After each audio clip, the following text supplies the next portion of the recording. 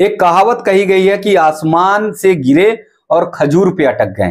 कन्हैया कुमार के साथ इसी तरह का हाल हो रहा। कन्हैया कुमार की यही स्थिति है। कन्हैया कुमार ने पहला चुनाव अपने गृह जनपद से लड़ा था, बिहार से लड़ा था। बिहार के नेता कन्हैया कुमार दमदार तरीके से बोलते थे और कन्हैया कुमार जोश और खरोश से दिल्ली तक भूचाल मचाने का काम करते थे। दिल्ली तक भूचाल इसलिए भी मचाते थे क्योंकि छात्र संघ के अध्यक्ष रहे, जेएनयू के छात्र रहे, तो इसलिए दिल्ली में भी उनका दबदबा चलता था। तो ऐसे में कन्हैया कुमार को ये लगा कि दिल्ली से अगर एक बार मौका लग जाए, दिल्ली में अगर उन्हें प्रत्याशी बना दिया जाए तो वो फिर बाजी मार जाएंगे और वो चर्चाओं में आ जाएंगे, क्योंकि हर कोई दिल्ली की तरफ भागता है, दिल्ली की तरफ हर किसी की नजर है। ऐसे में कहा जाता है कि अंधे के हाथ बटेर लग गया। राहुल गांधी ने बिना सोचे समझे दिल्ली नॉर्थ ईस्ट से कन्हैया कुमार को मैदान में उतार दिया। आम आदमी पार्टी और कांग्रेस ये दोनों मिलकर कन्हैया कुमार को लड़ा रही है, मैदान में उतरी हुई है। लेकिन कन्हैया कुमार के साथ अब क्या हुआ कि आसमान से कैसे वो खजूर पर लटके। कन्हैया कुमार के आते ही कांग्रेस में जबरदस्त भूचाल मच गया। दिल्ली कांग्रेस में मारपीट की नौबत आ गई। पहली ही बैठक में, जैसा मैंने पहले भी वीडियो में बताया था, कि कन्हैया कुमार के कॉलर तक पकड़ लिए गए थे, खींच लिया गया था, पीटने तक की स्थिति उत्पन्न हो गई थी। कन्हैया कुमार की कार्यकर्ता पिटाई तक करने के लिए तैयार हो गए थे। यानी बहुत जबरदस्त बवाल पहले ही बैठक में मच गया था। कन्हैया कुमार किसी तरह से बचकर निकल के आए। तो ऐसी स्थिति में कांग्रेस कार्यकर्ताओं ने पहले ही दूरी बना ली थी।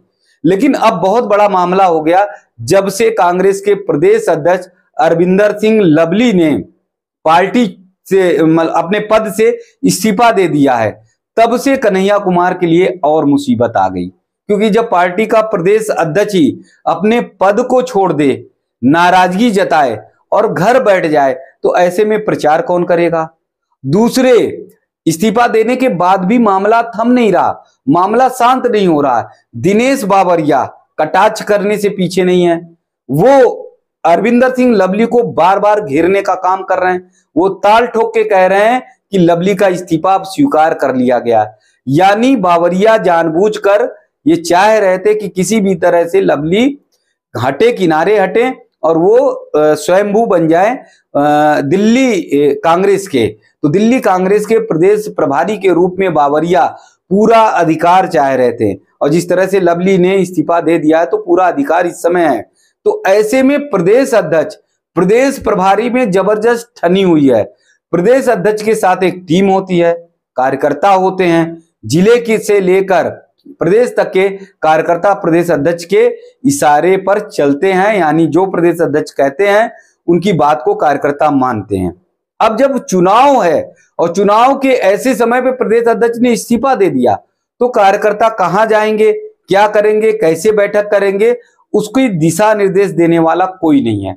और बताया जाता है कि दिनेश बावरिया इतने अहंकारी हैं, इतने बड़बोले हैं कि उनकी बात को कोई सुनता नहीं, उनकी बात को कोई मानता नहीं।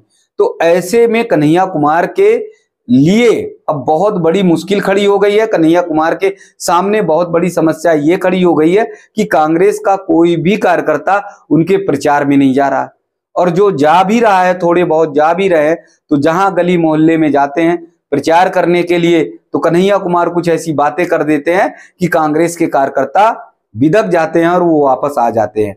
तो इस स्थिति में कन्हैया कुमार के साथ अब कांग्रेसी कार्यकर्ता प्रचार के लिए एकदम निकल नहीं रहे।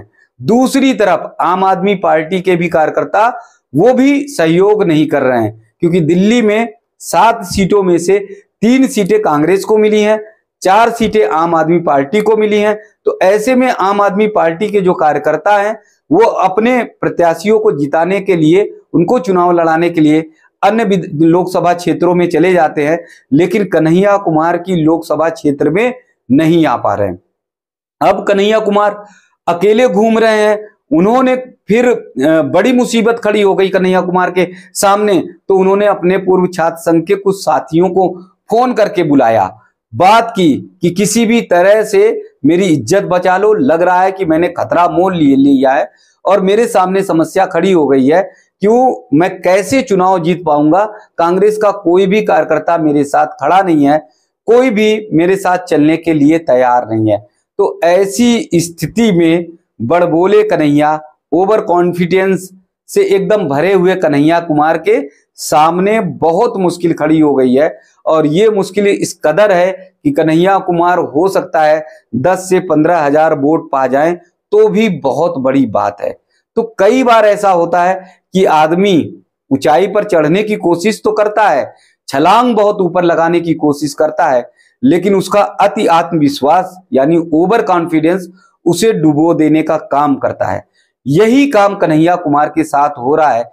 कन्हैया कुमार ये सोच रहे थे, उनके मन में ये था कि दिल्ली तो उनकी है, दिल्ली में उन्होंने बहुत समय तक पढ़ाई की है, यहां जबरदस्त चुनाव लड़ेंगे, चुनाव जीत भी सकते हैं और फिर उसके बाद जो है दिल्ली लोकसभा में बैठकर जो है वो दिल्ली को कब्जा करने का काम करेंगे, यानी कांग्रेस को मजबूत करने का काम करेंगे।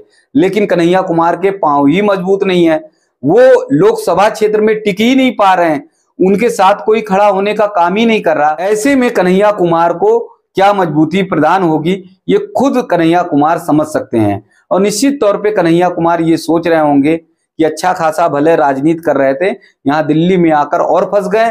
तो कन्हैया कुमार के ये मन में विचार होगा कि आसमान से गिरे और खजूर में आकर अटक गए।